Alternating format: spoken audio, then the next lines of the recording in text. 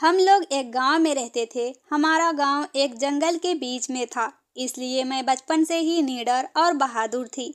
मुझे किसी चीज से डर नहीं लगता था। मैं 4 भाइयों की इकलौती और लाडली बहन थी।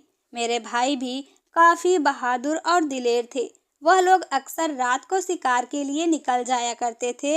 हमारा गांव इस बात के लिए भी मशहूर था कि यहाँ की किसी आत्मा का साया था और आसपास के लोग यहाँ आने से डरते थे कि यहाँ आधी रात को आवाज आया करती है। मगर मुझे इस बात से बिल्कुल भी डर नहीं लगता था। अक्सर मेरी दूसरे चाचा जी की बेटियां मुझे निडरता की वजह से बड़ी हैरानी से देखती और उसका कारण भी पूछती, मगर मुझे खुद नहीं पता था।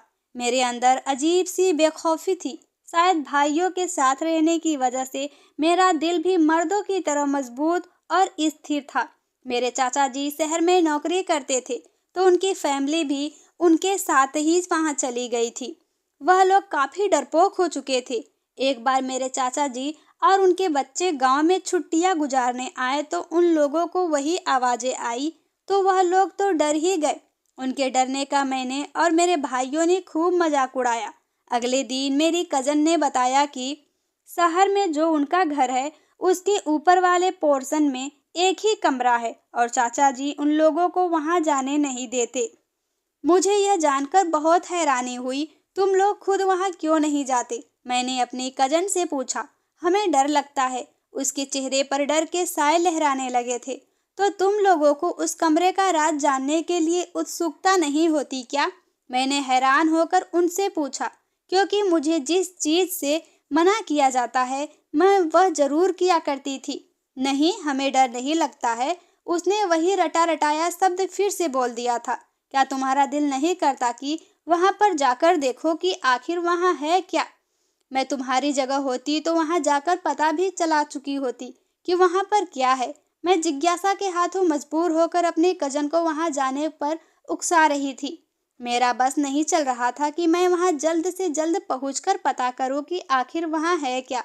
बाबा बताते हैं कि वहां पर बुरी आत्माओं का साया है, और तुम्हें पता तो है ना कि मुझे उन चीजों से कितना डर महसूस होता है।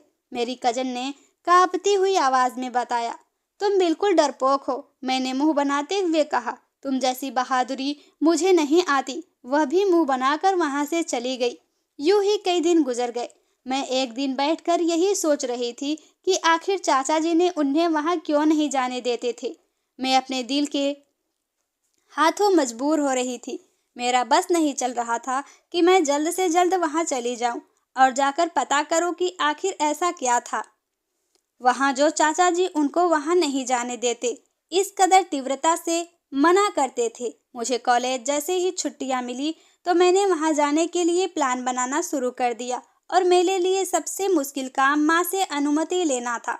मुझे शहर जाना है, चाचा जी के पास। मैंने माँ को देखा, क्योंकि मेरा जिज्ञासा स्वभाव मुझे टिकने नहीं दे रहा था। अगर मेरा बस चलता तो मैं फौरन जाकर पूछ लेती। माँ ने कहा, क्यों? वह कुछ महीने पहले ही तो मिल कर गए हैं। बस छुट्टियां है तो मैं चली जाती हूँ और चाची जी से सिलाई कढ़ाई भी सिखाऊंगी। मैंने कुछ नए अंदाज में उनको मनाने की कोशिश की, क्योंकि सारे खानदान में चाची की सिलाई कढ़ाई के चर्चे थे और मुझे जरा सी उम्मीद नजर आ रही थी कि ऐसे में माँ शायद मुझे जाने दे। मगर यह मेरा वहम था। कोई जरूरत नहीं, यहाँ करीब ही सिलाई कढ़ाई का सेंटर है, वहां चली जाना, माँ ने सख्ती से कहा। माँ प्लीज, मैं कभी शहर नहीं गई। मेरा बहुत दिल करता है कि शहर की जिंदगी देखूं। वहाँ की जिंदगी हमारी जिंदगी के मुकाबले में इतनी अच्छी होती है, मैंने घबराकर जज्बाती अंदाज में कहा। मैंने एक बार मना कर दिया है तो इसका यही मतलब है कि मुझे इस बात पर अब और बहस नहीं करनी। वैसे भी उनके घर बुरी आत्मा का साया है। माँ गुस्से से बोलकर वहां से चली गई। मैं बस मुंह बसोर कर रह गई। मैं उनको कैसे बताती कि इसी वजह से तो मैं वहां जाना चाहती थी। एक हफ्ता गुजरा तो मेरी कजन का फोन आया और वह भी जिद करने लगी कि मैं उनके पास शहर आऊं। अब मेरा दिल वहां जाने के लिए और बेचैन हो रहा था। मगर माँ से अनुमति लेना दुनिया की सबसे मुश्किल कामों में से एक था, और वह जिस काम के लिए मना कर देती तो उस बारे में तो बात ही ना करना पसंद करती। मेरे बड़े भाई की माँ से बहुत बनती थी और उनकी हर बात को वह मान लिया करते थे। अब मुझे अपने भाई को मनाना था। वैसे भी मैं लाडली बहन होने की वजह से मैं जरा सी जिद करती तो भाई मेरी हर बात फौरन मान जाया करते थे। मैंने भाई से बात की तो उन्होंने पहले मना कर दिया, क्योंकि उनको भी माँ की तरह यही डर था कि वहाँ जाकर कहीं मुझ पर बुरी आत्मा का साया ना हो जाए। मगर मैंने बहुत जिद की तो भाई ने माँ से बात करने की हामी भर ली। उन्होंने जब माँ से बात की तो माँ ने भाई को भी मना कर दिया, लेकिन भाई ने मेरी जिद को जानते हुए उनको कुछ ना कुछ कहकर मना ही लिया। इस तरह कुछ दिनों बाद भाई के साथ वहां जाने के लिए तैयार हो रही थी, क्योंकि चाची ने माँ को पहले ही बता दिया था कि उनके ऊपर वाली मंजिल पर किसी बुरी आत्मा का साया है। तो इसी वजह से माँ ने मुझे फिर वार्न करके भेज दिया कि मैं ऊपर वाली मंजिल पर नहीं जाऊंगी। मैंने उनको यकीन दिलाया कि मैं वहां नहीं जाऊंगी। मैं शहर पहुंचकर बहुत खुश थी और यह खुशी मेरे हर अंदाज से ही झलक रही थी।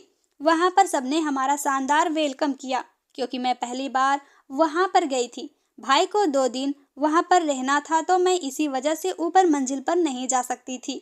मैं भाई का भरोसा जीतना चाहती थी कि मैं ऊपर वाली मंजिल पर नहीं जाऊंगी। इसी वजह से मैंने भाई की मौजूदगी में उनको अपने यहाँ आने के मकसद की भनक भी नहीं पड़ने दी थी। भाई मेरी फितरत से अच्छी तरह वाकिफ थे, इसलिए वो जाते हुए भी मुझे सख्ती से वर्ण करके गए थे।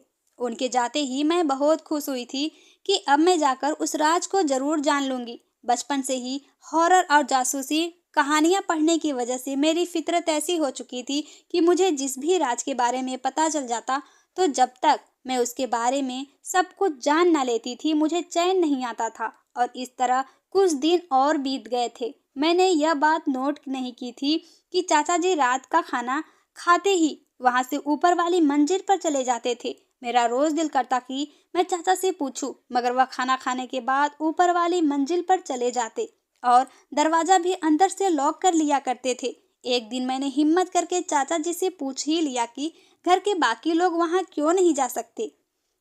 तो उन्होंने यही बताया कि वहां पर बुरी आत्मा का साया है। मैंने यूं ही सरसरी से अंदाज में ऊपर जाने को कहा तो उन्होंने सख्ती से मना कर दिया, और उनका अंदाज ऐसा था कि मैं पल भर को तो डर ही गई थी। मेरी कजन ने भी मुझे डांटा कि जब मना किया था तो तुमने क्यों पूछा। मैंने अपनी कजन से कहा, देखो हो ना हो बात कोई और ही है, और आत्मा कहकर चाचा जी तुम लोगों को पागल बना रहे हैं। मेरे अंदर के जासूस ने अंगड़ाई ली और उनको देखते हुए मैंने अपने दिल की बात की थी। क्या मतलब है तुम्हारी इस बात का। मेरी कजन ने नासमझी हुए मुझे देखते हुए कहा, देखो चाची जी भोली हैं और तुम लोग भी कोई खास समझदार और चालाक नहीं हो। मुझे लगता है कि चक्कर कोई दूसरा है। मैंने बेखौफ होकर वह सब कुछ कहा जो मुझे नजर आ रहा था, जबकि मेरी कजन आंखों में हैरानी लिए मुझे देखे जा रही थी, जैसे उन्हें यकीन ना हो। और उसने उलझन भरे अंदाज में पूछा था, कैसा चक्कर। उसके माथे पर सोचों का जाल बिछ गया था। उफ, उस चक्कर के बारे में तो मुझे पता नहीं है, लेकिन बात इतनी छोटी हरगिज नहीं है। यानी देखो आत्मा वगैरह का कोई सीन नहीं है, बात कोई और है जो वह तुम लोगों से छुपा रहे हैं। मैंने अपने दिमाग के घोड़े दौड़ाते हुए यह अनुमान लगाया था। तुम ठीक कह रही हो, बाबा अक्सर तो सारा सारा दिन घर ही रहते हैं, कोई नौकरी भी नहीं करते। ऊपरी मंजिल पर जाने के लिए बाहर का रास्ता ही अक्सर यूज करते हैं। हमें ना वह ऊपर जाने देते हैं, और वह अक्सर रात को बाहर से आते हैं तो सीधा ऊपर ही जाते हैं। मेरी कजन ने कुछ सोचते हुए कहा था, लेकिन अजीब अजीब सी आवाजें तो वहां से आती है ना। छोटी कजन ने उलझते हुए अपनी राय पेश की, देखो वह आत्मा चाचा जी को कुछ नहीं कहती, वह भी तो रोज ऊपर ही जाते हैं, और वह रात के वक्त वापस भी अंधेरे में ही आ जाते हैं, काम भी नहीं करते, तो घर का खर्चा कैसे चल रहा है। मेरी ऐसे सोचों के बार उन्हें परेशान कर गए थे, और बाबा से जब भी पूछो तो वह मना कर देते हैं। मेरी कजन ने परेशान होते हुए कहा, फिक्र ना करो, कुछ करके पता चला लूंगी। मैंने उनको तसल्ली दी और सोने को कह दिया। अगले दिन चाचा जी जैसे ही घर से गए तो मैं ऊपर वाली मंजिल की तरफ चली गई, मगर वहां कमरे के बाहर लगा मोटा सा ताला मेरी तरफ मुंह चिढ़ा रहा था। मैंने खिड़की ढूंढने की कोशिश की, मगर उसके आगे भी ईंटों की दीवार थी, और मुझे इस कमरे से अजीबो गरीब सी बदबू भी आ रही थी। मैं नाकाम और मायूस होकर नीचे आ गई। चाचा को अब मुझ पर भरोसा हो चुका था कि मैं ऊपरी मंजिल की तरफ नहीं जाऊंगी, तो वह खाना खाकर जैसे ही ऊपर गए मैं भी उनके पीछे पीछे ऊपर ही चली गई। मैं दरवाजे के पीछे छुप गई थी, मगर वहाँ इतना ज्यादा औरतें देखकर मेरी जान निकल गई। मुझे समझ नहीं आ रहा था कि वहाँ इतनी ज्यादा औरतें क्यों मौजूद थी। उसके बाद चाचा उनकी बातें सुनते रहे और दूर होने की वजह से मुझे उनकी बातें समझ नहीं आ रही थी। इसके बाद वह औरतें चली गई, चाचा कमरे में चले गए तो मैं दरवाजे के बाहर आकर खड़ी हो गई। मगर जैसे ही मेरी नजर अंदर पड़ी तो मेरी जान निकल गई कि वहां तो अजीबोगरीब ही दुनिया बसी हुई थी। वहां खून ही खून था और अजीब से जानवरों के सर पड़े हुए थे। कमरे में परिंदे भी उड़ रहे थे। चाचा काले रंग का जोड़ा पहनकर अजीबोगरीब जानवरों के साथ बातें कर रहे थे। फिर उसी को मारकर उसके खून से कोई चीज लिख रहे थे। इस टाइम वह कोई आदमखोर लग रहे थे। मेरी सारी बहादुरी और तेज तर्रारी हवा हो गई थी। मेरे जिस्म के बाल खौफ से खड़े हो गए थे। मेरी दहशत से टांगे कांपने लगी थी और बहुत मुश्किल से मैं वहां से नीचे आई। मेरा सारा जिस्म ठंडा पड़ रहा था। मैं उनको नहीं बता सकती थी कि मैंने वहां क्या देखा था। मेरी कजन पूछती रही कि क्या हुआ, मगर मुझ में बताने की हिम्मत नहीं थी। मुझे बुखार ने आ लपेटा। फिर मैं वापस अपने गांव चली गई और डर मेरी आत्मा से लिपट गया। मैं चलते चलते डर जाया करती थी और फिर चिल्लाने लगती। मुझे पता ही ना चला कि कैसे क्या हो गया। डर मेरे दिल में बैठ गया। मुझे हर चीज से डरने लगने लगा था। माँ को तो यही लगा कि मुझ पर आत्मा का साया हो चुका है, मगर उनको हकीकत नहीं पता थी। चाचा जी कैसे काम में शामिल हो चुके थे। मुझे अब सपने में भी ऐसे ही आते थे। एक दिन भाई के बहुत फोर्स करने पर मैंने उनको सारी कहानी सुना दी और वह भी सुनकर दंग रह गए थे। मैं बहुत कोशिश करती कि मुझे वह दिन याद ना आए, लेकिन मैं जब आंखें बंद करती तो मेरी आंखों के सामने वही जंगली जानवर आ जाते और डर मेरी जान निकाल देता था।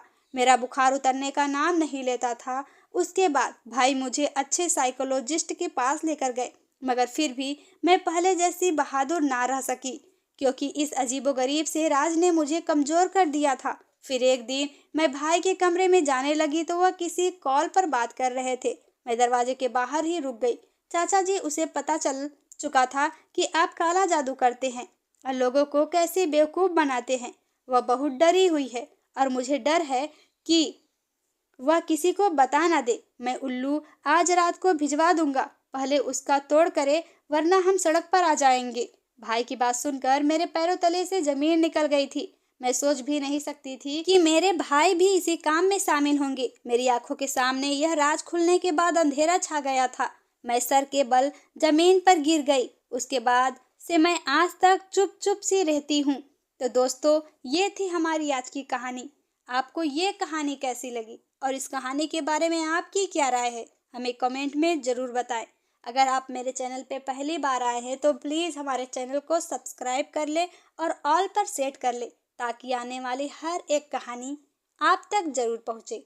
तब तक के लिए बाय बाय, थैंक यू।